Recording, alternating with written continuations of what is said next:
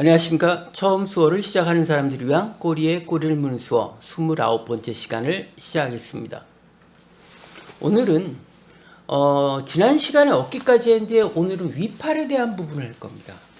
그래서 위팔의 의미와 아래팔의 의미가 좀 다른데 위팔의 의미를 보겠습니다. 위팔은 이제 우리가 대표적으로 눈에 띄는 게 이제 알통이에요. 그러다 보니까 힘, 파워 이런 부분에 대한 수어가 있습니다.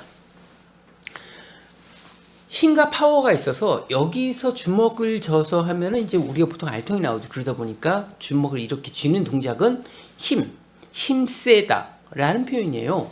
우리가 힘세다, 단순히 힘에 대한 어떤 건강에 대한 힘센 것뿐만 아니라 어떤 걸 지속적으로 하는 힘이 있어 뭐 이런 것들 있죠. 어떤 턱걸이 하는데 1시간짜리 와 이렇게 씁니다. 그때 이 힘을 약간 감탄사 비슷하게 써요. 이 힘은 대단하다 하면서 이 힘 씁니다. 어떤 저력이 있다라는 거죠. 오랫동안 한다라는 거예요. 지치지 않고 오랫동안 해.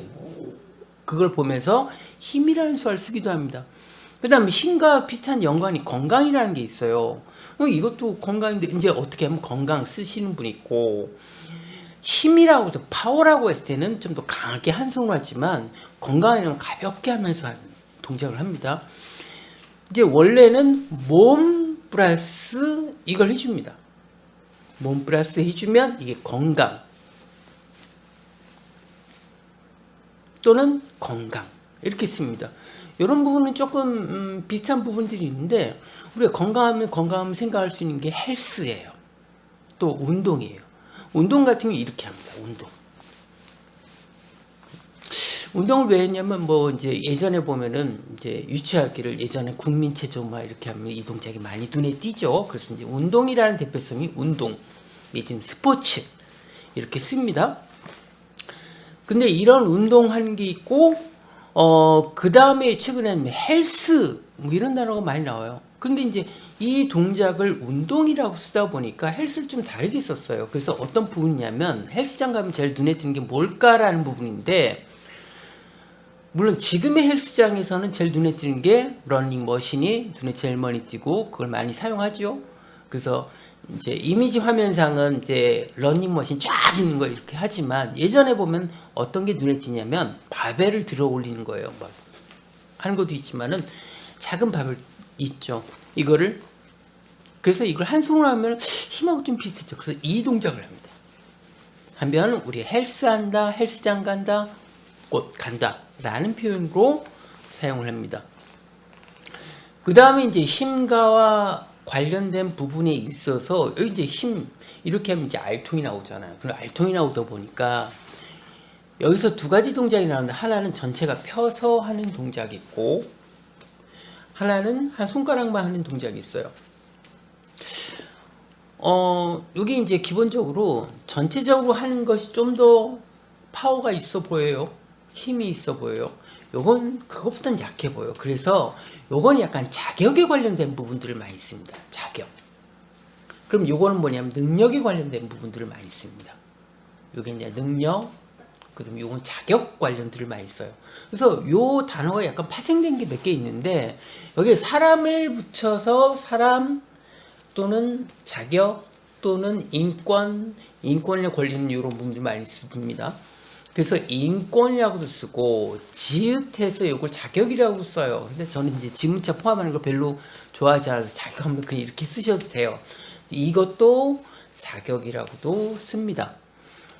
그런데 이제 자격도 되는데 또 한편으로 그 아래 단어 있는데 자격이 없다면서 올라간 게 자격이 있으니까 이걸 내려요. 하면 이게 자격 없음이에요. 우리가 어떨 때 그런 데 있죠. 저 의사 선생님인데 실력이 없어. 의사는 맞아. 그때 어떻게 하면 자, 알통이 올라간 게 아니라 알통이 내려갔다라는 거죠. 그러면 실력이 없는 선생님이라는 뜻이에요. 그 속된 말로 우리가 돌팔이 의사야. 의사 실력이 없어. 실제 자격증이 없어도 이런 부분을 사용하기도 하고 자격증은 있는데 실력이 없다 하면서도 이 부분을 사용을 하기도 합니다. 그 다음에 이제 팔하면 우리 생각할 수 있는 게 예전에 완장이라는 게 있습니다.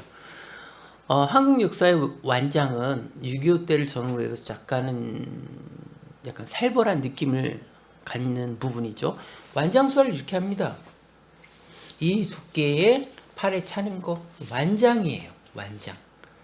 그런데 세월이 지나면서 이 완장은 거의 안 쓰고 완장 찬 사람의 이미지 두 가지 씁니다. 하나는 이사 또는 간부. 회사에서는 이사를 써요. 또는 간부라고 써요.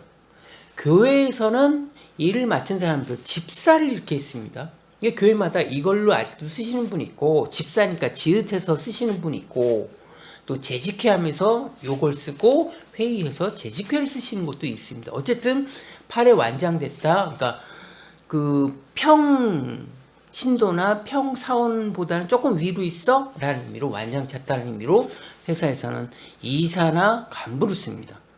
그 다음 이제 팔을 이렇게 잡는 동작이 있어요. 이게 권세라는 수화예요. 권세. 그러니까 실력 또는 능력을 잡았다는 거. 그런데 이거를 이렇게 하는 동작이 있습니다. 왔다 갔다 왔다 갔다. 이건 뭐냐면 나 힘 있다고 권세 부리는 거예요. 이건 별로 안 좋은 수화로 보통 생각을 해요. 약간 독재 국가 뭐 이런 거 하면서 이렇게 한다고. 이 비슷한 표현이 어쩌면 이걸 하나 해주고 막 나 봐라 나 이런 사람이야 하면서 그렇게 약간 나대고 교만 떨고 막 이런 부분 하면서 이걸 쓰기도 하고 막 그럽니다. 그래서 그런 부분으로 이렇게 잡는 걸 쓰다 보니까 정식 수화는 아니어도 이런 부분도 씁니다. 이게 잡은 동작인데 떨어져 나가요.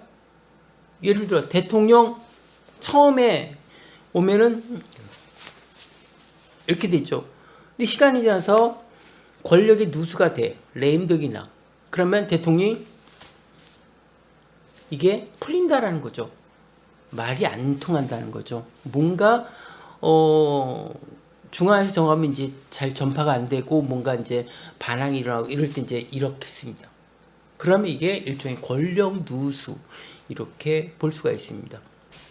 그 다음에 이제 군대 조직이 지난번에 한 것처럼 군대 조직이 어깨에는 이제 장교급에 대한 부분이 있고 여기 사병급합니다. 사병급한데 여기에 부사관도 같이 포함돼요. 그래서 하나를 되면은 2등병, 1병, 상병, 병장. 여기 짝대기가 하나가 하사죠. 하사, 중사, 상사 이런 형식으로 해서 군의 계급까지도 이 어깨에서 표현됩니다. 그래서 어떤 파워 능력 그 다음에 어떤 계급에 대한 거 완장찬 거 이런 부분들이 위팔에 있습니다. 감사합니다.